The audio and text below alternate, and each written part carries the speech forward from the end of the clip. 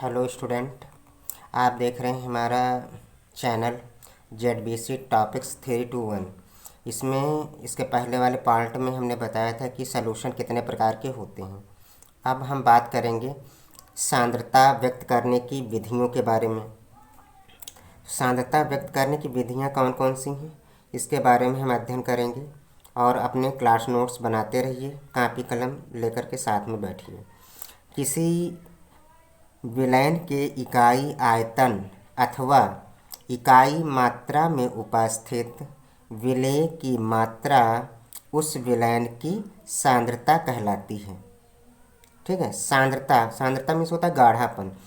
किसी विलयन के इकाई आयतन, इकाई मतलब कुछ आयतन में, अथवा इकाई मात्रा में उपस्थित विलेय की मात्रा उस विलयन की सांद्रता कहलाती है।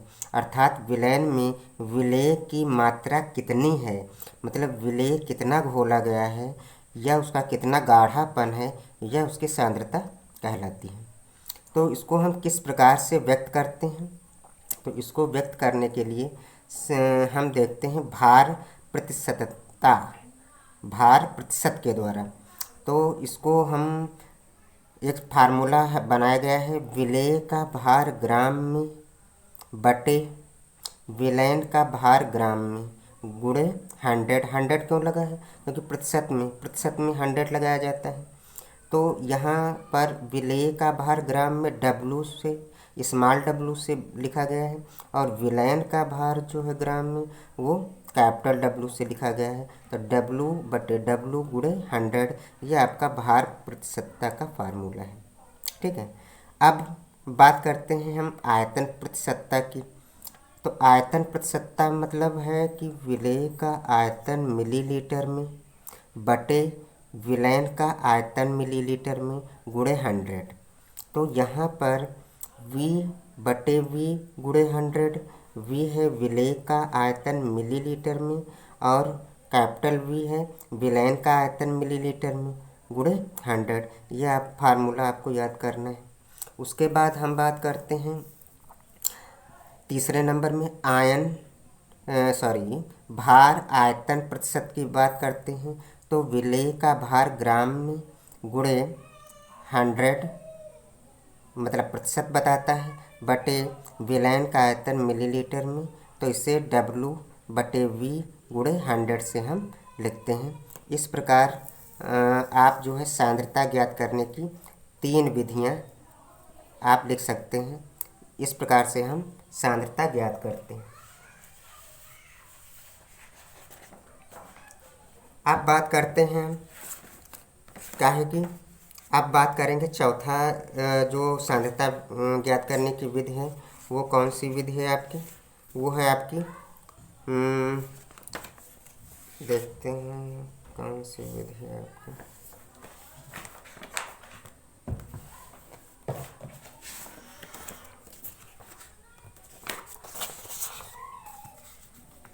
ये आपकी विधि है 4 नंबर में, ग्राम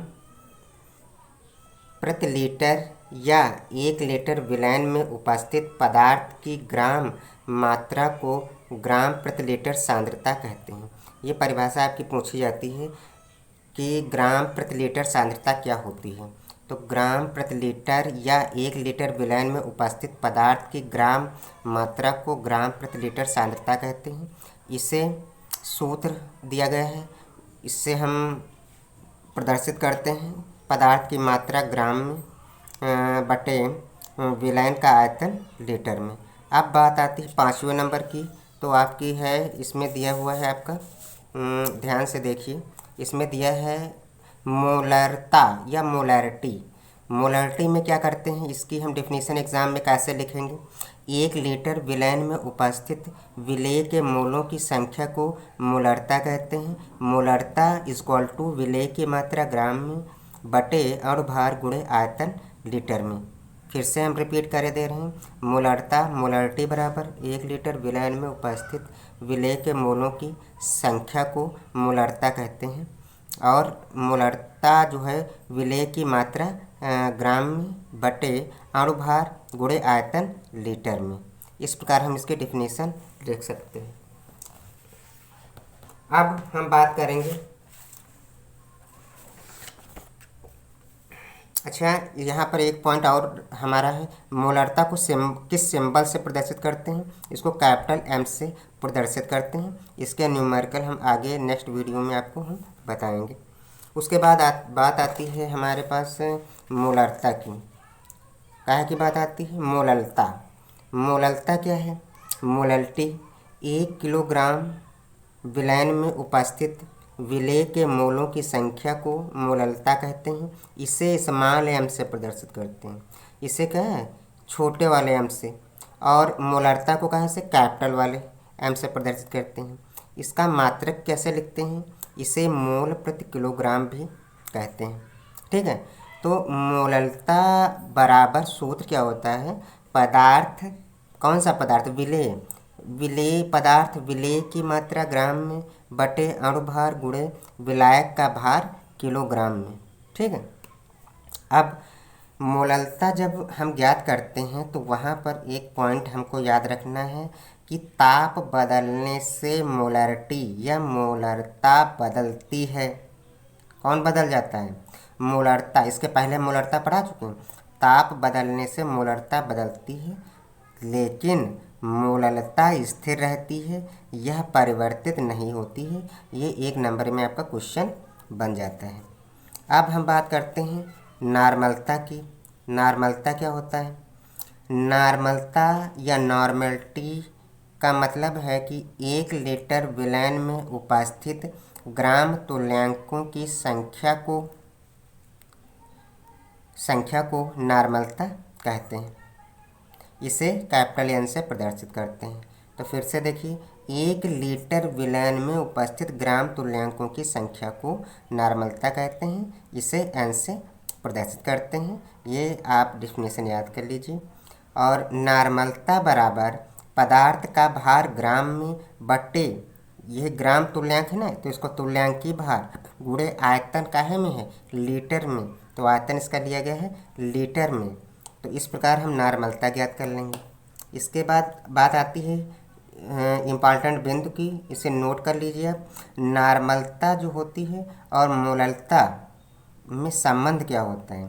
तो नॉर्मलता बटे मोललता बराबर होता है विलेय का अणुभार बटे विलेय का तुल्यांकी भार।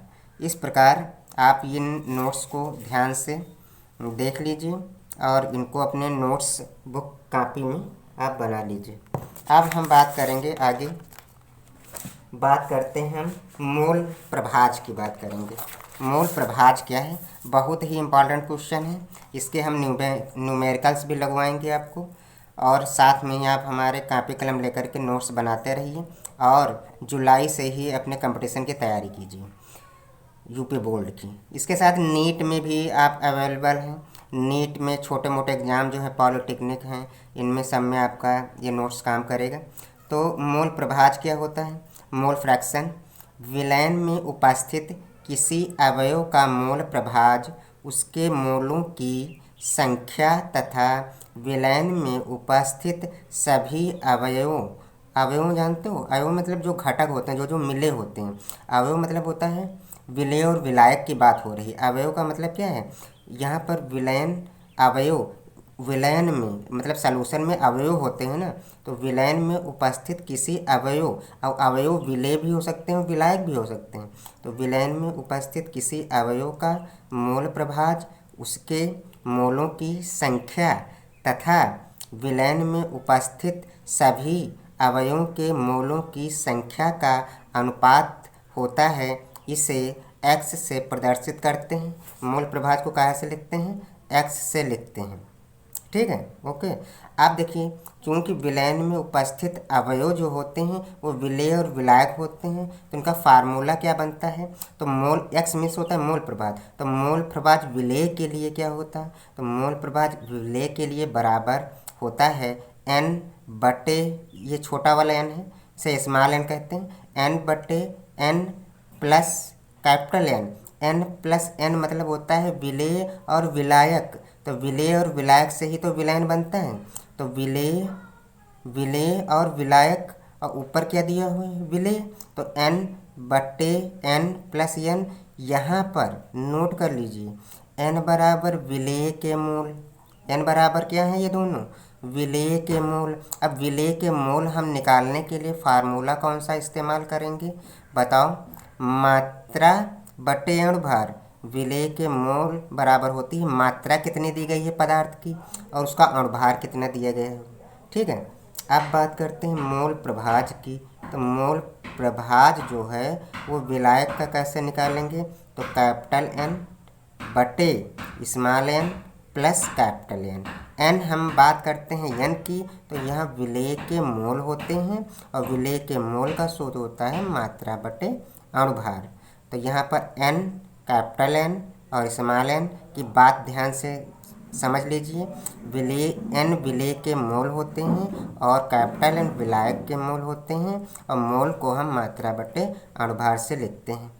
अब 1 नंबर में क्वेश्चन पूछा जाता है कि मोल प्रभाज विलेय का प्लस मोल प्रभाज विलायक का बराबर 1, जहाँ x मोल प्रभाज होता है।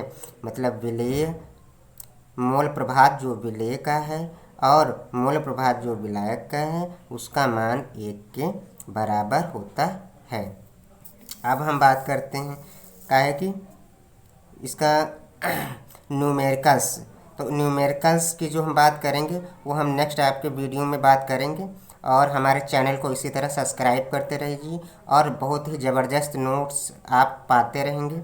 हम धीरे धीरे करके सारे नोट्स आपको केमिस्ट्री के उपलब्ध कराएंगे। इसी के साथ जीव विज्ञान से रिलेटेड जो पार्ट इम्पॉर्टेंट पार्ट हैं उनके भी नोट्स आपके चैनल पर आने वाले हैं और आप हमारे साथ जुड़े रहें। चैनल को सब्सक्राइब करने के साथ साथ उसको शेयर करें। Thank you very much.